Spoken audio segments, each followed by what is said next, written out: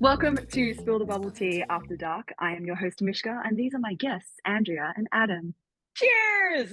Thanks Okay. for that amazing intro. You're Okay. You're most hired. welcome. Welcome Thank you. Now, our last episode was about judging, so we thought it would be cool to have you on as a guest, so we could get the perspective of the judge and the judged, with Adam being a judge of Miss Pole Dance Australia, and Mischka, of course, being our newly crowned champion of Miss Pole Dance Australia. For The the judge and the second judges. time. For the second time! So it's like a just really it's silly. Did you just say It's a bit it's silly, isn't it? It's ridiculous. Right. I love that this coveted crown that the entire nation is chasing, and the winner's like, it's just silly. No. It's just silly that I have the crown. It's ridiculous. No. And you have it again. I know. And I'm not saying the crown is silly. I love the crown. Love me the crown. It's very exciting. But yeah, I just my routine felt very silly and campy, and I was like, this is silly. People are gonna laugh at me. So I didn't really expect I love it. Is this the first time you've ever done like a silly, campy routine?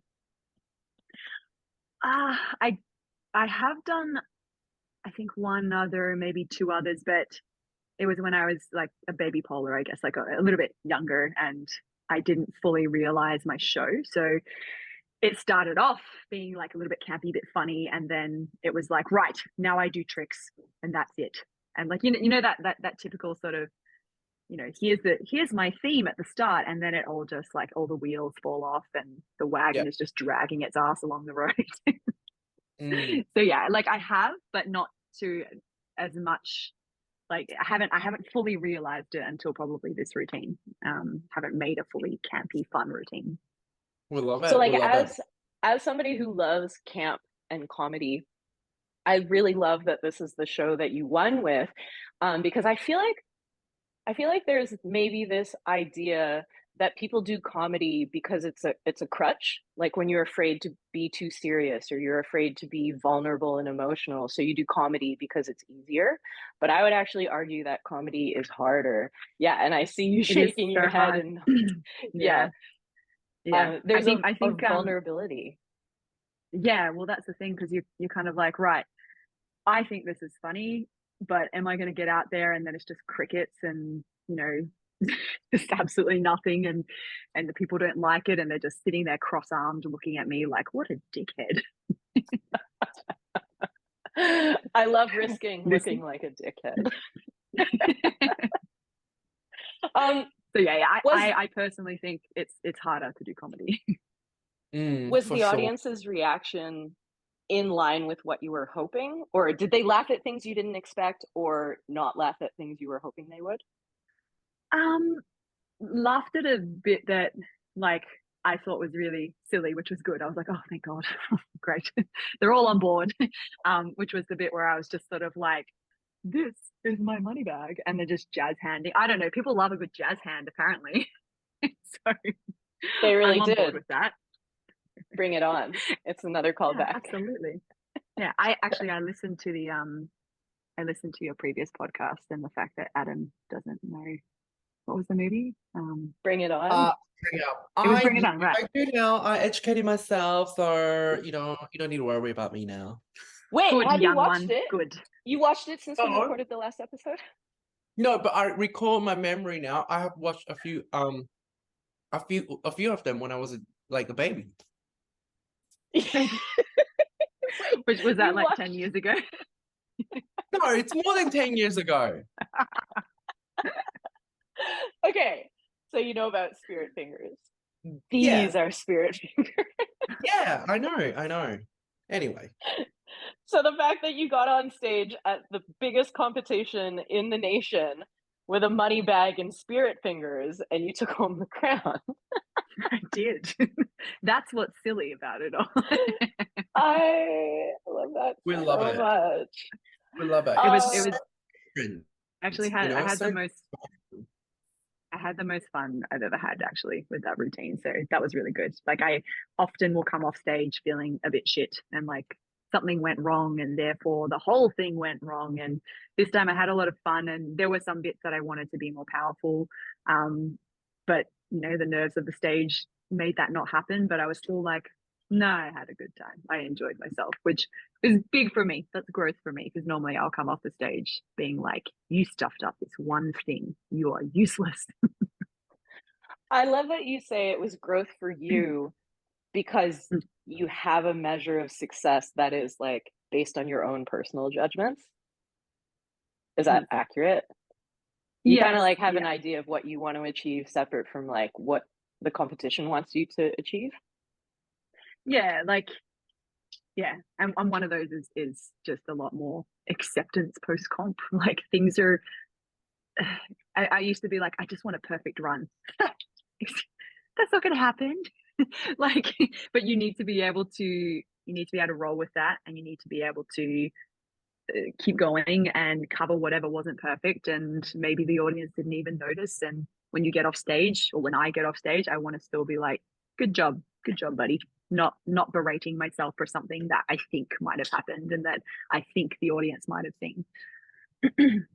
Yeah. Actually, so in the podcast episode, Adam said that he plans a show out like 80%.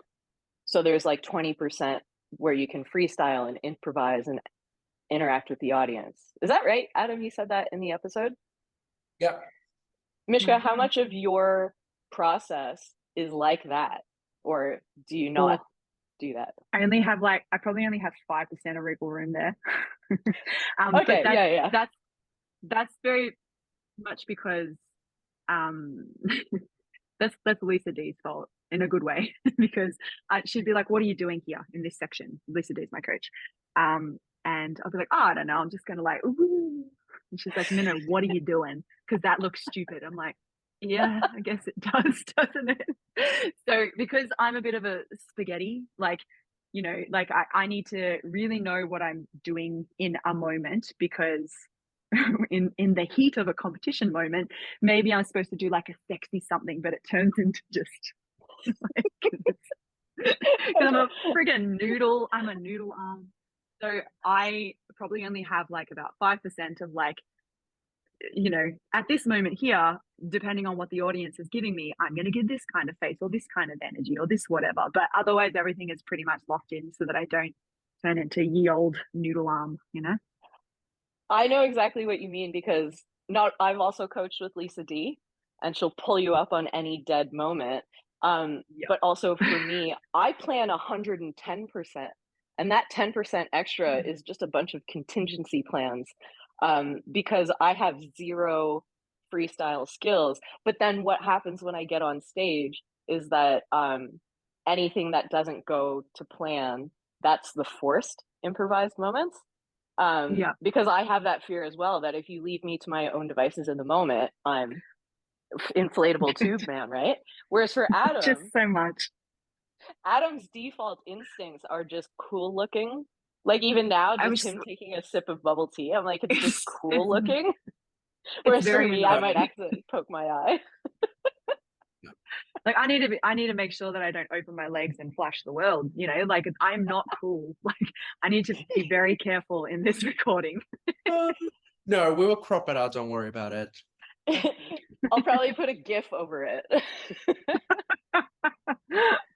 Adam, was that a learned skill? Did you learn how to be cool? Like, is this something Mish and I can learn to be cool as a default? Yes, you can. I think the more experience you have to freestyle, then it becomes natural. Because there was a few times actually when I first started, after I won a few competition, people asking me to do like guest judge performance or whatever. I like intentionally go on a stage with no plan. Yeah, it was so scary, especially I wasn't that good, but I was like, I'm just gonna go on stage and do whatever. And I did. And I think from those experiences, you learn how to like get yourself out and fill up the space without being too crazy. Like sometimes you can see someone just lost and they're trying to fill up space. But it's kind of like you kind of have to train for it. And I think the more you do like guest performances, like stuff like that, the easier it become. Yeah, because like again, we are live performer, and anything can go wrong. You know, like pole can stop spinning, or like there'll be like water on the floor, or your shoes break, something like that. So you just have to like deal with it. You know. So I think the takeaway here is that you have to risk looking like a dickhead. Because like you said, the first few times you did it, it wasn't good, but you have to just get thrown in the deep end. Whether Yeah. it's trying to do comedy or trying to freestyle for the first few times, you just have to be okay with failing You like a just got to be dickhead okay in public. like that. It's like it's just the same thing as like when student come in, I'll be like, you gotta learn how to fall first before you go high. You know what I mean? Because shit will happen, and you gotta know how to protect yourself. And same thing, you know, on the stage, you gotta know how to get yourself out of that situation. But you mean everything? It's good to have everything planned, but what if something goes wrong and you don't have a contingency plan? You know? Yeah, well, and I think what can really help in terms of developing a contingency plan on the fly is to be really clear about uh, who you are and what you're trying to achieve. And I think this is why I'm so obsessed with character and story. Because, for example, one time I was doing Oracle and I accidentally kicked over the set. And I don't know if anyone's seen Oracle, but there are like some big, full Roman pillars and they're big set pieces. And I full just knocked Those over are an entire panel. Yeah, I knocked over an entire panel. But because I was playing Sagittarius, and oh, Sagittarius is like a mischievous, like man goat, I looked at the set piece and I just ignored it. And for some reason, everyone thought it was so funny because they were like, "Oh, that's Sagittarius. What a little shithead." Whereas if I What had a panicked and riot. tried to, yeah, if I had picked it up and tried to fix it, that would have been really out of character because I'm like, I'm here to party. I'm here to fuck shit up. So I think if you're really clear about who your character is, like if you're going on a bank heist and you accidentally knock over a table, it's like, yeah, I fucking knocked over a table. How do you know I didn't do that on purpose? Deal with it. Yeah, yeah, yeah. Mish, I have another question for you. Hit me. When you were planning this routine, how how much did you consider the judging criteria, or like how much did you consider wanting to win when you were creating this show? Um, oh, like I guess at some point, at some point in my life, I was like, I just want to make the best show, and that's what it's all about. And that is like, I always want to come off stage being like, I'm really happy with my show. I guess having had some success with Miss Pole in the past, and Pole Icon earlier this year, I won't lie, I was like, I do want to win. Like, I want it, but then a small part of me was like, because you want it so much, you are not going to get it. So just play it cool. Everything's fine. So I did want it with regards to, I mean, everyone backstage wants that crown, don't they? It's freaking cool. With regards to how much I consider the judging criteria, I am pretty aware of it, other than the fact that someone like a couple of weeks beforehand was like, yeah, did you see that there's more weight in the tricks? And I was like, shit, I should probably just look at it again just in case. So it was more tricks weighted than last year. But in saying that, I was like, oh, well, my tricks are pretty okay. So I wasn't too Pretty concerned about that. okay. They're pretty You're okay. pretty okay. Yeah, yeah. you're okay. I knew I had some banger tricks, so I was like, oh, I don't need to beef it up with any more tricks. And to be honest, at the end of that routine, getting up the one last time to get into the spatchy, I was like, kill me. I couldn't have put anything else in. I wanted someone to actually kill me in that moment. So I couldn't do any more. So I was like, well, okay, I saw this extra bit of criteria 2 weeks out, but it's not like I can do anything about it. There's enough tricks. There's enough. Yeah. So yeah, I was aware of it, but it's not like I sit there poring over it. I kind of created with Lisa the routine, and then I looked at the criteria afterwards, and I was like, I think this ticks most of the things off the list, other than there wasn't much dancing because there was a fair bit of acting. So, and I knew that was a risk, but I was kind of like, oh, I don't have space to put any dancing in. Like I don't have space to put dancing around the base of the pole or like around the pole. So that was my only concern, because I was like, yeah, there's a lot of acting. So Yeah. I mean, for Miss Pole, as you know, you have done many times, so you kind of just naturally know how it goes. And I didn't actually realize the tricks are heavier this year until I got there. But you were saying that you were kind of like scared that you don't have enough dancing. But I think because you pick more of a character, more of a acting. So for that, the acting part and your floor work part combined together, that will go into the dance. Instead of, we won't be like, oh, she didn't dance at all. No, but she acts, yeah, you know, yeah. so that was that. So you tick all the boxes. Yeah. Oh, thanks, Adam. Yeah, I was really curious for Adam, like as a judge, how, I mean, you've just answered it, but you do consider the acting as part of like the choreography and the dancing skill. So even though your choreography was, here's my money bag, jazz hands, like you're still doing it in character, you're doing it in time to the music. So then it does become a type of choreography. It's just not lyrical, it's not classique style, it's comedy style. And that, I Yeah. think I would that like is a valid type of movement. Yeah. Because I would floor like work to think counts that. So, you know. I would like to think that my musicality and the combos like was potentially, I don't know, maybe that also like helped with like dance, because you know it's not like I was just getting up and doing a combo randomly. Like I was hitting some accents, if I do say so myself. Yeah. So It was yeah. actually pretty clear. The first, like, if you guys haven't watched it, need to go on watch it because the live stream is still available, so go get it. When you came out, like literally lights on, you're hitting every accent of the music, even though it was not like dancey, but your acting was just so on point. Because a lot of time when you're judging, we are kind of picking things. We're like shoulders up and like, okay, what, or we kind of know what the person's about to do. So we'd be like, okay, it's gonna be good, it's gonna be good. Okay, it's bad, so I'll have to take it. But it was good, we can just relax. So the moment that the music starts for you, you literally got into the character, hitting everything, and we just like, oh, we can finally just sit and just watch the show. Because it was so effortless, and I think that's what we're looking for, just like effortless. And you got that. So it was quite Thank easy. you. Yeah. I love this idea that when you're watching something effortless, then the audience can relax. Mm-hmm. And I think as an audience member, there's nothing more uncomfortable than, you know, when your shoulders do hike up and you're stressed out for like the safety or even just the success of the performer executing things that you know they're hoping to execute, but you're kind of questioning whether or not they can execute it. But like when we watch Mish, when we watch you, we are not wondering if you're going to land your tricks. We are confident that you're going to not only land the tricks, but you're also going to put it on a bam. And like your music this year was so jazzy that it was just like trumpet blare, boom, trumpet blare, bam. And it was just so like blow, pam, splat.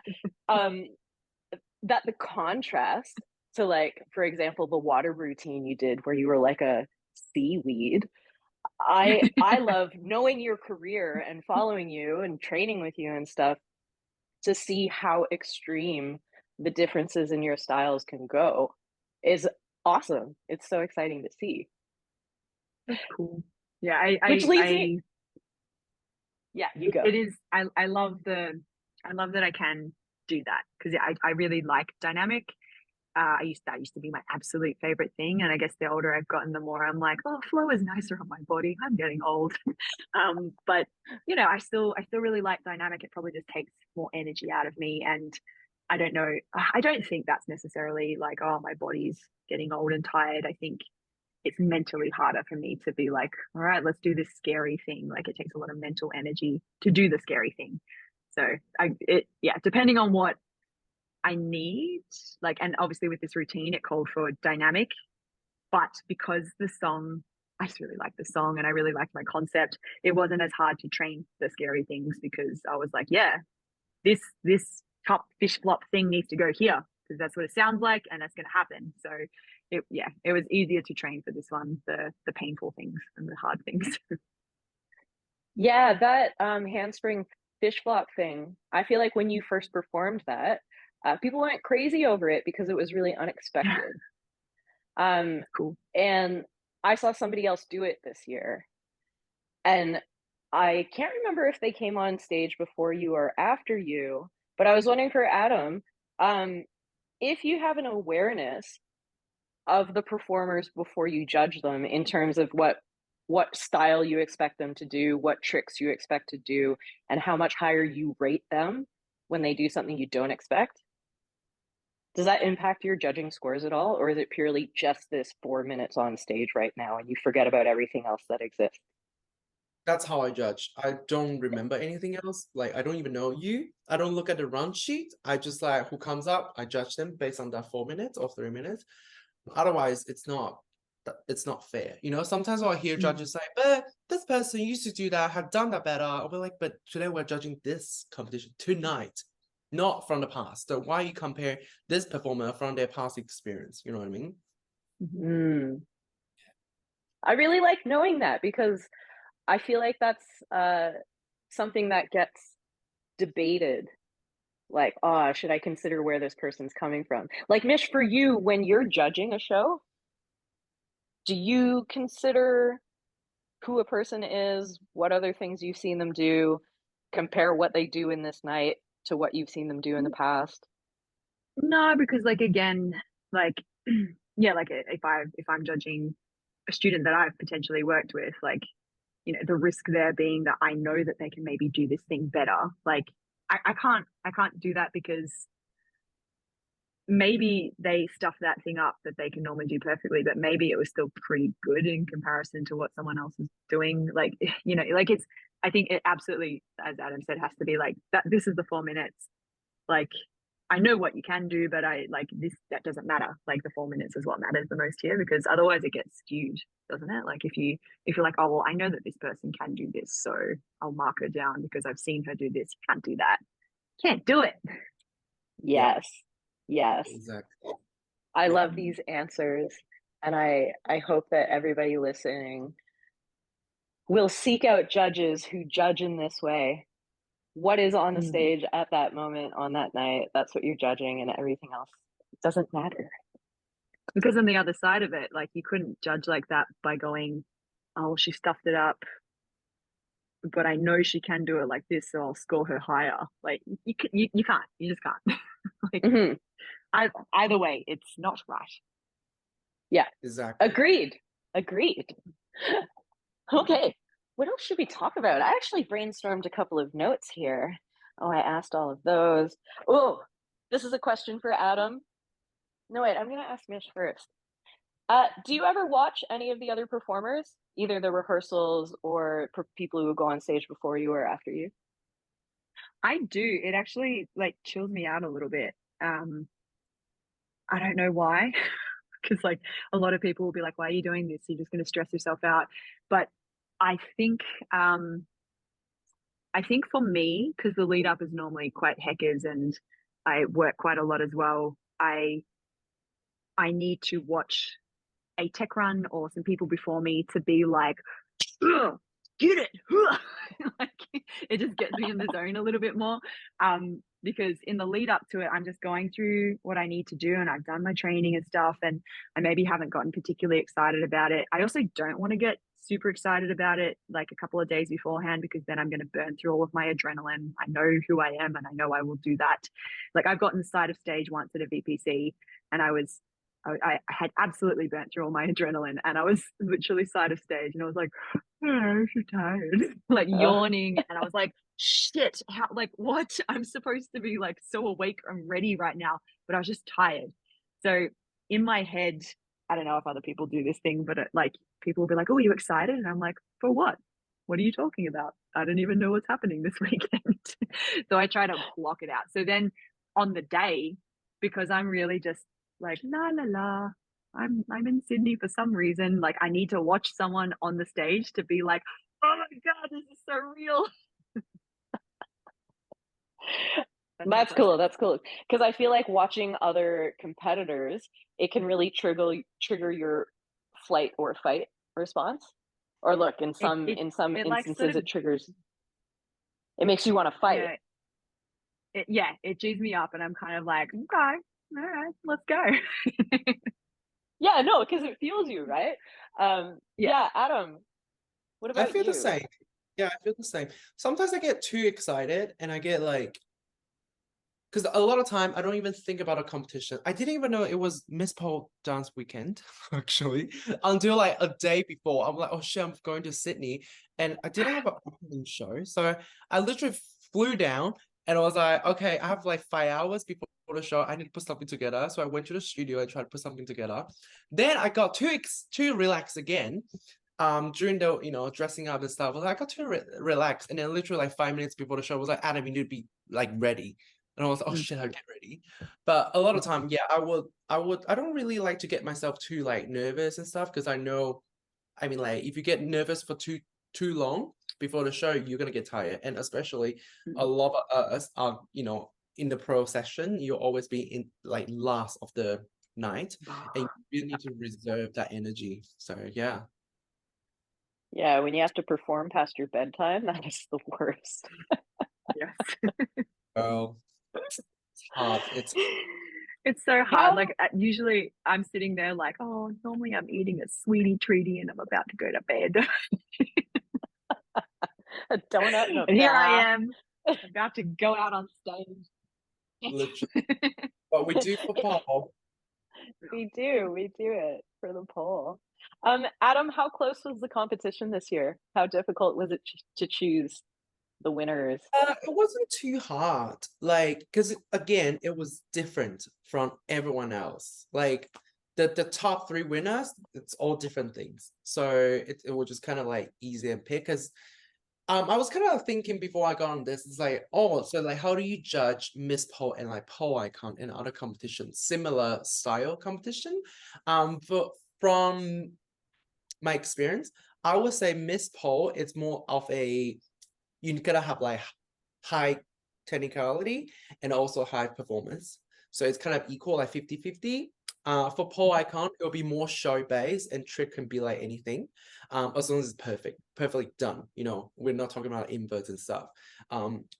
So yeah, Yeah, this fair one, enough. yeah, it wasn't that hard. Everybody had still you can still see like a lot of like new because this year we have a lot of new faces, which is super exciting. Mm, Um, yeah. yeah, we're going to see all different girls, different generation of pole dancers coming up on Miss Pole Dance Australia stage. But yeah, and then we still have like the OG. So it was good to see, the OG still going, and Mish was one of them, still going strong, Still going. Yeah, still Same going, gym. yeah, going strong. So yeah, it wasn't super hard, but yeah, we were pretty like all happy about the result. Me mm, too. mm. Well, that's gotta feel good to know that out of however many competitors there were on the night, that Mish, you were a clear winner. Yay! Mm. I'm so proud It of is you. it is really nice because it's I feel like competing is such a long for me anyway. I'm a bit daft, I think. Like it takes me a long time to figure out what I need to do, I guess. Like and every single time that I'm on stage, I learn a little bit more. And I'm like, oh my God, when will it end? Like I feel like I should already know all the things. But I feel like every time you're on stage, you learn something about about yourself and about what you could do differently. So yeah, like I'm glad this one worked out as well as it did. Because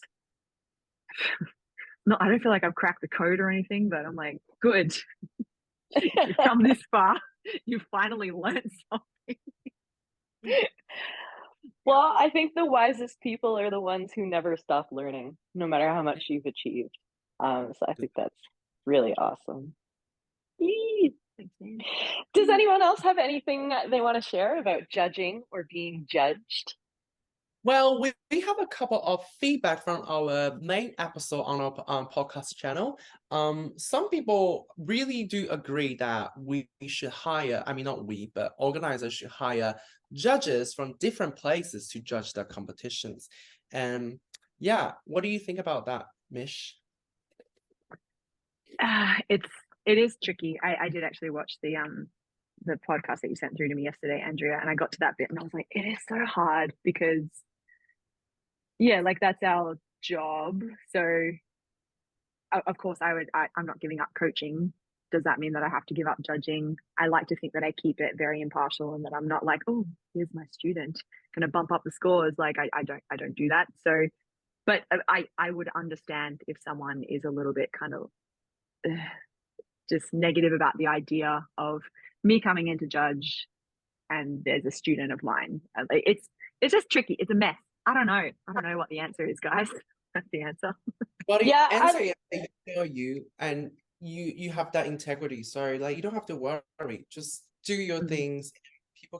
People will talk always. So and look, I think yes, as long as there's other judges as well, like it's not all, you know, just like within Victoria, if there's like people from outside of Victoria or just like completely outside of the studio, if it's just an in-studio competition, like that will obviously help quite a bit as well. But yeah, I get both sides of it 100%, and I don't know what the answer is. Yeah, I think having a variety of judges is really important. So even if it's just one interstate judge or, you know, just one person who is other, but regardless of who you get, whether they're local or interstate, you have to have impartial judges who are willing to stick to their guns. And I think that's something, I mean, obviously both of you, from what you've talked about today, and Adam, what you've talked about last time, you guys are really impartial judges. I like to think that I'm an impartial judge as well, even when I am judging students I've coached. And I think it's like, as long as you can keep a clear head about judging what you're seeing on stage in those few minutes that are right before you on the night, stick to that. Then you have a chance of being impartial. But if there are all these other influencing factors, like I said in the podcast, if you can't separate and be decisive, go find another job. literally. Literally. Yeah. Well, I think that's all we have time for because my meeting is about to run out. But I just want to say we should have done more of a vocal warm up because my tongue feels floppy. No, it's the caffeine. This happens every time. The caffeine starts to kick in. All of a sudden, I'm very sensitive. Girl. Thank you so much for joining us. Congratulations for having 2 times. me. We love you, guys. I'm still wrapping my head around it. It's very cool. It's not silly, but you know what I mean. It's silly. Yes. It's crazy. I'm very excited. It's silly how you won. No, it's not. It was absolutely earned. I also love that you're in Bali now. I know. Well, I was going to say last time I won Miss Pole, we then went into lockdown. So I didn't get to do any of the judging or anything. So this time I'm like, yeah, now I can do all the things. Maybe though, I'm a bad omen. Hopefully we don't go into lockdown. Don't say that. Oh my God. Maybe it was me.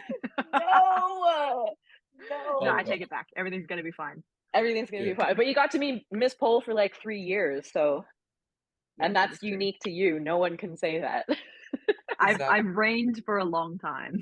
And you're going to reign for even longer now. Do you think you'll compete again in Miss Pole? Oh, I had a student that was like, immediately afterwards, she was like, now you just got to do one more. I was like, can you just let me enjoy myself? Better fucking rest. I would like to have a lay down.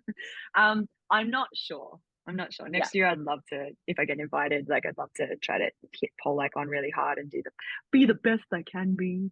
Maybe hit like Exogen again. But look, maybe. Like I've had a few people that will like go for the third. I'm like, I'm not done yet, I guess, like with performing. So we'll see. Take it day by day. Yes, for sure. Awesome. Cheers, everybody. All right. Cheers. Stop to you. I finished mine, but that's it for our recap on our latest episode judging. If you haven't watched that, go watch that and come back to this. Otherwise, it doesn't make sense. All right. Well, thank you so much to Mish for joining us all the way from Bali. Super excited to have you. And also thank you to Andrea for sipping her tea right there in Gold Coast.